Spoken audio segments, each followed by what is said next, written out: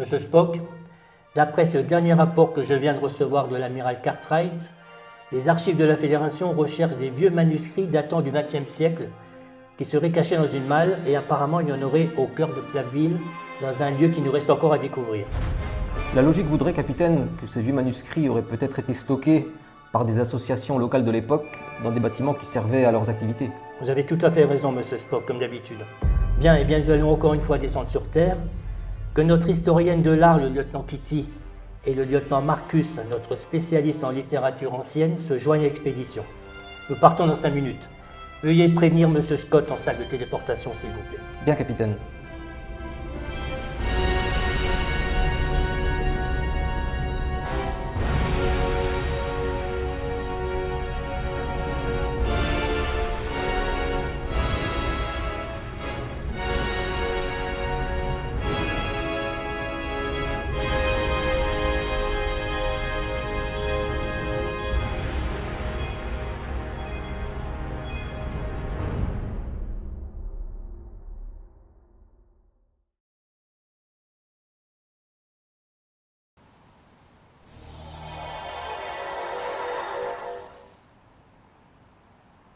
Rapport, monsieur Spock.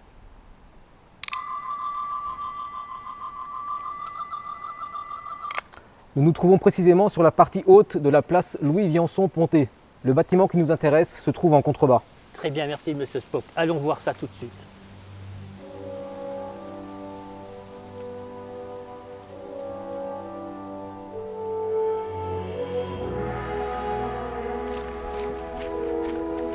Capitaine, voici la plaque qui donne le nom à cette place. Louis-Viançon-Pontet. Qui est ce personnage, lieutenant Marcus? C'est un illustre personnage de ce village, capitaine. Louis-Edmond Viançon-Pontet. C'est un homme public et fils d'une famille plattevilloise. Louis-Edmond Viançon-Pontet naquit le 6 septembre 1836 aux 2 rue Châtillon à Metz et mourra en septembre 1913 dans la Meuse, dans son château de Goussaincourt. Son père, capitaine d'artillerie, né à Turin, est mort au service de la France en Algérie en 1840. Sa mère, Anne-Charlotte de Coulon, était une fille de Félix de Coulon, président de la cour de Metz, propriétaire à Platteville. Louis Viançon-Pontet fera ses études à Metz au lycée de 1846 à 1850, puis à Saint-Clément de 1852 à 1856 et étudia le droit à Paris de 1856 à 1859. De retour à Metz, il entra au conseil municipal de Platteville le 18 août 1860, à l'âge de 24 ans, sur le mandat de Ernest Quégnard. Il deviendra maire de ce village de 1865 à 1872. Le 1er juillet 1862 à Platteville, il épousa Marie-Justine de Boissonneau de Chevigny. De leur union naquirent 13 enfants. En date du 27 septembre, Louis Viançon-Pontet sera nommé président de la Société de secours mutuel de Platteville. En 1874, expulsé par les Allemands lors de l'annexion de l'Alsace-Moselle, Louis Viançon-Pontet quitta Platteville pour aller à Nancy avec ses enfants. Ce fut un écrivain et historien de talent, rédigeant plusieurs ouvrages, essais et articles. Victime d'un attentat durant son mandat, le jour de Pâques 1868, recevant 9 coups de couteau, il en réchappa et fut décoré de la Légion d'honneur. Quelle vie! Merci, lieutenant Marcus. Lieutenant Kitty, où se trouve donc le bâtiment qui porte son nom? Espace Viançon. Il me semble que c'est là.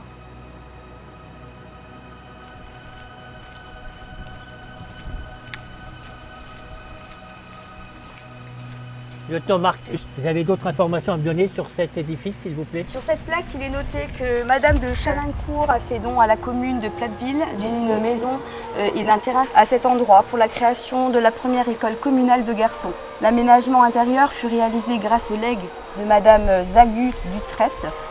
Le bâtiment a servi d'école de 1845 à 1959. Et que pouvez-vous nous dire sur ce bâtiment qui se trouve ici à gauche? Sur ce bâtiment, il y a une plaque où est inscrit que Monsieur de Coulon a fait don à la commune de Platteville d'une maison et terrain situés en ce lieu pour la création de la première école communale des jeunes filles. Le bâtiment a servi d'école de 1854 à 1905. Merci, lieutenant Marcus. Bien, alors continuons nos recherches. Vers cet endroit, il me semble que c'est l'espace Victor Robert, d'après le tricorder. Suivez-moi.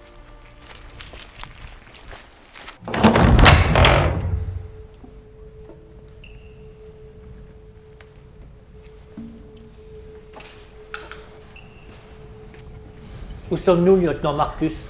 Nous sommes actuellement dans l'ancienne salle de répétition de la troupe amateur de théâtre et des têtes à plat de l'association Plaville Loisirs. C'est là qu'ils faisaient leurs répétitions. Bien, merci, lieutenant. Bon, mettons-nous à la recherche des vieux manuscrits. Cherchez tous.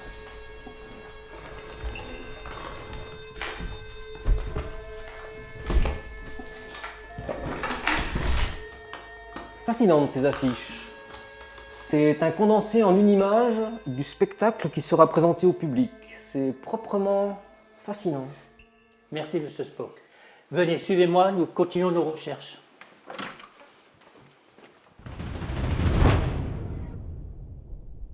Où sommes-nous, monsieur Spock? Nous sommes devant l'entrée du bâtiment associatif appelé Victor Robert. Qui était-il, lieutenant Marcus? Lui aussi, apparemment, était une figure emblématique du village. Robert Victor fut un célèbre personnage de ce village. Il naquit le 13 décembre 1898 et passa son enfance dans une maison située, ici, place Viançon-Pontet, à Plappeville. En 1910, à seulement 12 ans, il faisait déjà partie de la société de musique de ce village, appelée la Lyra, en tant que trompette-piston. Le 19 novembre 1916, il fut enrôlé de force et envoyé sur le front russe. En 1918, il profita d'une retraite des troupes allemandes pour se cacher et déserter.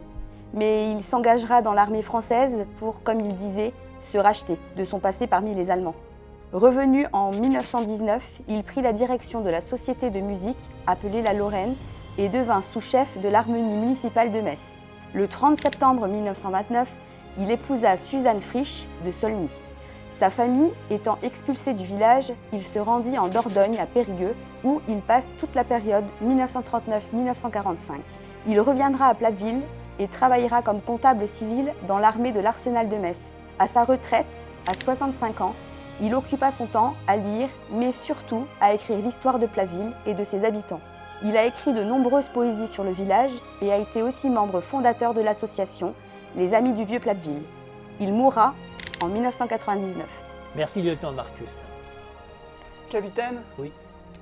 En général, ces vieux manuscrits étaient rangés dans des greniers. Très bien, alors allons voir ça.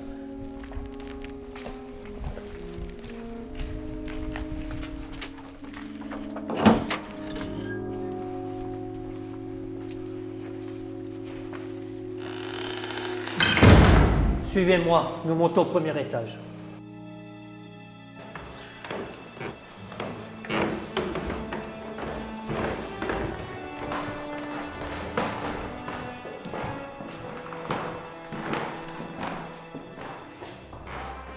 Essayons cette pièce en premier lieu.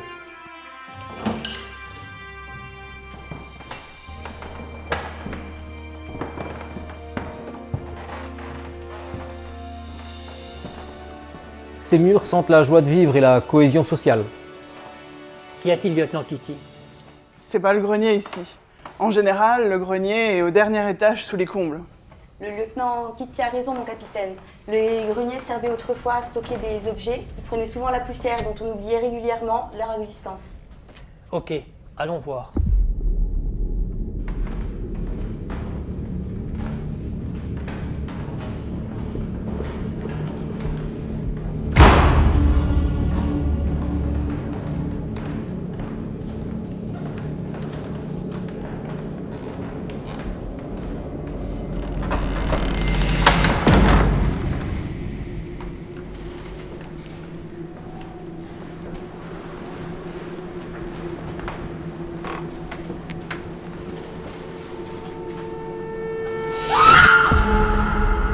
Tout va bien, lieutenant? Oui. Incroyable! Tous ces meubles, toute une vie de meubles, d'objets dans ce grenier. C'est un peu comme votre cabine, lieutenant Kitty. Tiens, quel objet insolite! Qu'est-ce que c'est, Spock? C'est un jouet issu d'une franchise cinématographique, Star Wars, sorti en 1977, aucun danger. D'accord, merci. Capitaine, regardez ce que j'ai trouvé! Un tribule mort! Ah non, lieutenant, pas un tribule. Souvenez-vous, ils ont envahi la façade de l'entreprise et les Klingons s'en souviennent encore. Capitaine, Oui. j'ai trouvé des manuscrits, venez voir. Ah, super. Fantastique. C'est incroyable d'avoir de telles œuvres entre les mains. L'amiral va être ravi. Oh, je suis super content moi aussi. C'est parfait, lieutenant. Merci. Je crois que notre mission ici est maintenant terminée, capitaine. Il est temps de partir. Vous avez raison, monsieur Spock. Retournons à bord de l'entreprise. Tenez, monsieur Spock. Merci, capitaine. Tous en position.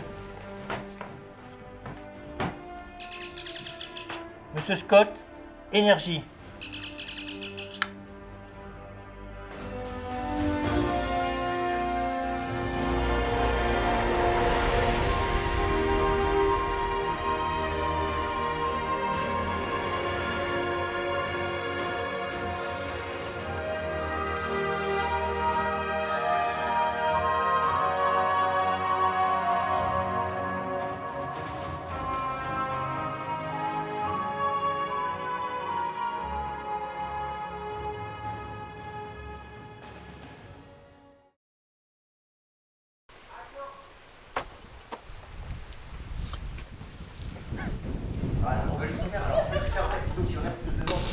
parce que là, du coup, il s'en va.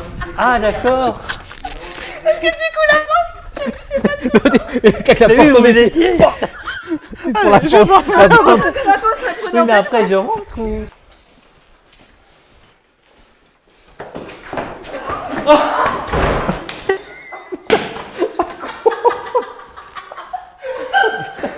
C'est pas vrai.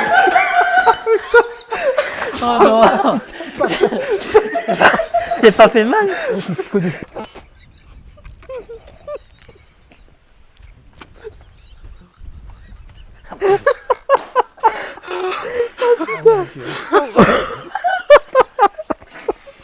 Bon, attends. Attends 2 secondes.